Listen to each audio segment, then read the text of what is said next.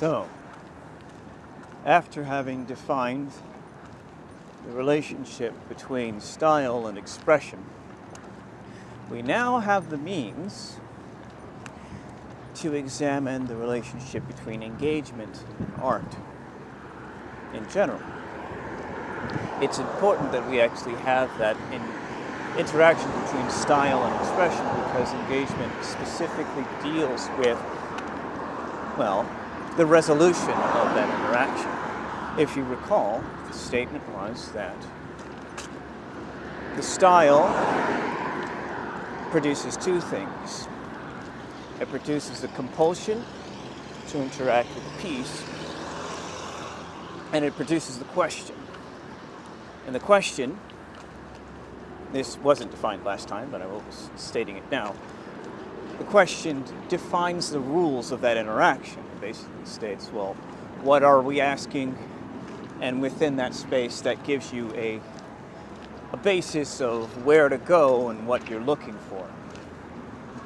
The expression is the answer to that initial question presented by the style. Well, the initial question implied by the style, not really presented, but implied. So with that in mind, it follows that it doesn't follow, but it's more, the statement is the interaction between the user and the style and the engagement. The interaction between the user and the style and the expression, that is where engagement comes from. Or rather, that is engagement when it comes to art. Essentially, the action of resolving the question that is embedded in the style and pulling out the answers embedded in the expression, that calculus that connects the two, that is engagement. To give an example, let's say we have a piece that's depicting the Holocaust. So there's a number of different ways that you can approach that. But the first question is, what is the piece expressing? I mean, this might not necessarily be the first question that the artist asks, but we're going to be approaching it in a meaning-first way. A top-down as opposed to bottom-up approach, which I'll get into exactly what that means later. But the statement of this piece would be that the Holocaust was bad. It's a fairly, non-risky sentiment, if you ask me. Very simple.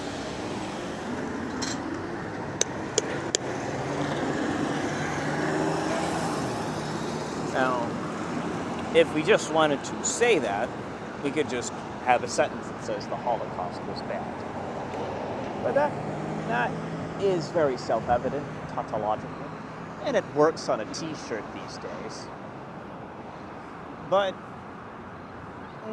it doesn't have any draw to it, really, especially if you're just doing it in Times New Roman's text. So let's take that answer, that messaging, and let's embed it into something. Perhaps a picture of the Dachau camps, but not in the present day, because we wouldn't be able to really see what was going on, we'd just see the Dachau camps. Rather, we would need to do a rendition of those camps from the past when they were active.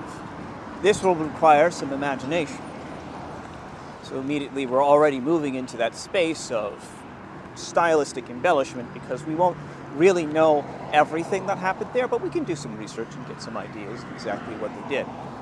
Now, then you get into, okay, you want to say that the Holocaust was bad, and you're showing the Dachau camps, You're showing them in their active time, so having depictions of what's going on at the time in photorealistic manner, that's one way to do it.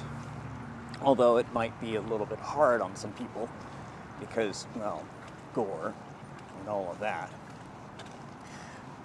But you can go even further if you really want to get the is bad part expressed. And this comes down to the types of brush strokes that you use for the piece. Now, in saying brush strokes, I have immediately moved us from a photograph of the Dachau camps when they were active in that time to a painting, a rendition of the Dachau camps at that time. And depending on what kinds of brushstrokes in there, you can embed the feelings of darkness, of evilness, of roughness, without actually depicting the actions being done, without actually depicting the actions in full detail. And so, let's say you use black paper, following a technique that they did in the Batman, the animated series, where everything was drawn on black paper to make sure that it was all dark.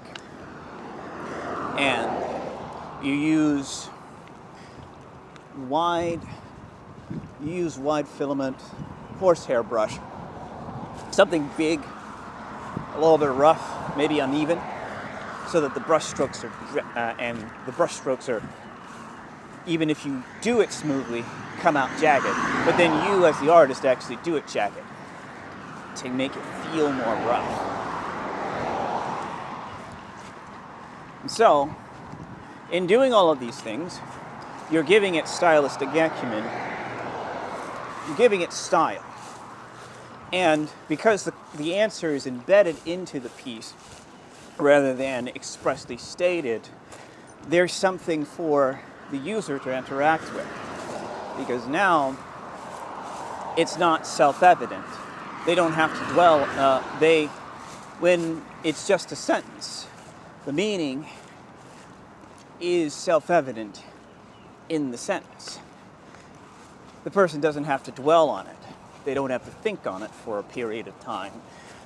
Now that the meaning is embedded in the piece, the user is forced to actually interact with it and think on what is it there for, why is it there, why these strokes.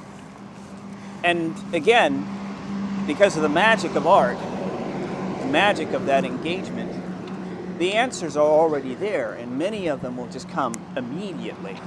And they're looking at it like, oh, this is a depiction of the Holocaust, Dachau.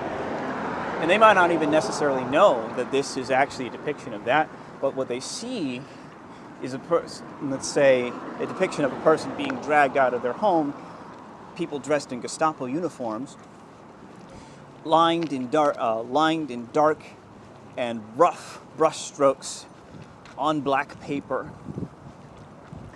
So it's all dark, perhaps a deep red as the overarching core base color to, evoke all of the blood that's being shed during this period of time. Also gives a sense of the blood moon for some people who have context, who have that particular context that they can come from. But all of that gives that question of what is this trying to say, and there are all of those clues that the person can put together, and once they put it together, then they get to the Holocaust was bad. But they get to it in a way that's more personalized and in a way that draws emotions out of them as they go through each individual step of investigating the portions of the piece. And sometimes this happens so quickly that you don't realize all of the individual steps, all of the individual things that make you feel what you're feeling when you're looking at the piece. Indeed, I would almost say that that's one of the signs that you're dealing with a really, really good artist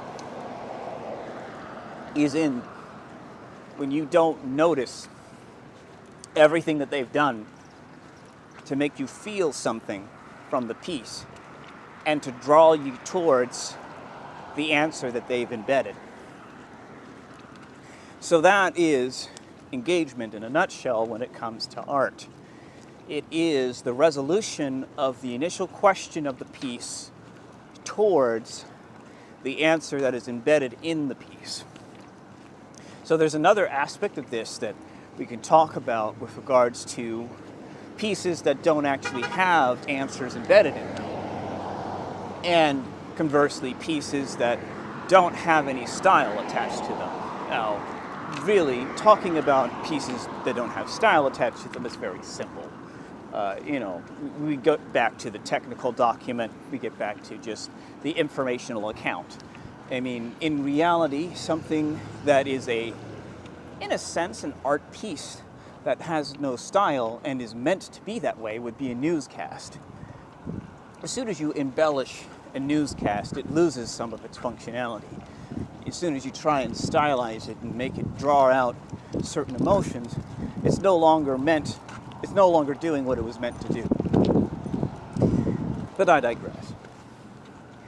We'll talk a little bit about the style, the piece that is all style and no expression, and how a user interacts with that in its own way at a later point. But yeah, that's a general statement here, is that the interaction between, or rather the resolution of the interaction between style and expression is engagement, is user engagement. In that way, an artistic piece cannot fully be resolved until someone interacts with it, even if that someone is the artist themselves.